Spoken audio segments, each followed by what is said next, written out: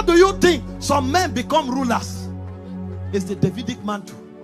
There's a mantle that comes from you, that if you like, be rejected by your family. If you like, be rejected by your generation. They will have no choice but to bow before you, because that mantle makes kings. David was a shepherd boy. David was rejected. When the prophet came to anoint, the man brought 7 of his sons and forgot David. But the prophet wanted to anoint Eliab, and God said, no, I have refused him. I have not rejected him, I have refused him. There's a difference between being rejected and being refused. Eliab was not rejected, he was refused.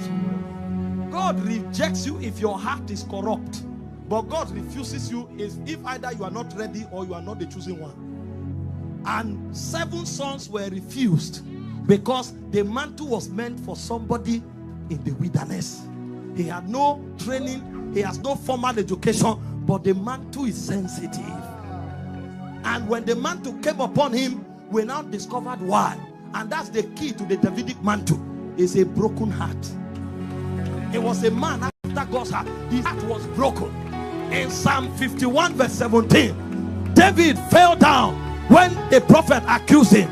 He said, a contrite heart and a broken spirit, thou, O Lord, cannot despise. So when we talk about the Davidic mantle, we are talking about the power to exercise kingship and rulership, but the key is brokenness. So if that mantle comes on somebody here tonight, the consecration will be humility and brokenness. They will discover for the next 3 months, for the next 5 months, God will begin to emphasize brokenness and humility, because the crown cannot rest on your head with pride. The Davidic order. And hear me, we need many rulers among us.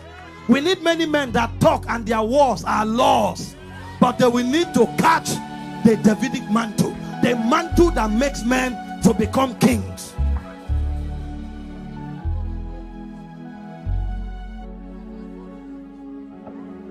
There's the mantle of Paul. There's a mantle of Paul. See, all of the men you saw, the Bible said the things that were written aforetime. Romans 15 verse 4, he said they were written for our learning, so that we through patience and comfort of the scripture might have hope. In 1 Corinthians 10:11, he said the things that were written before now, he said they were written unto us, unto whom the end of the age is come.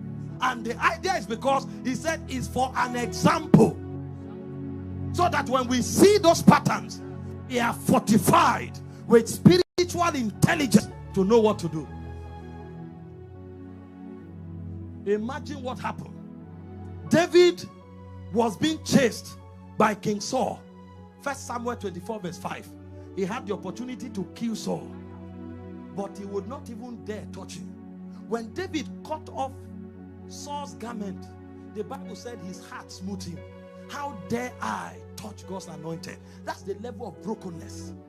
When Saul died, in 2 Samuel 1:11, the Bible said David tore his garment, fell down, and wept from night till morning.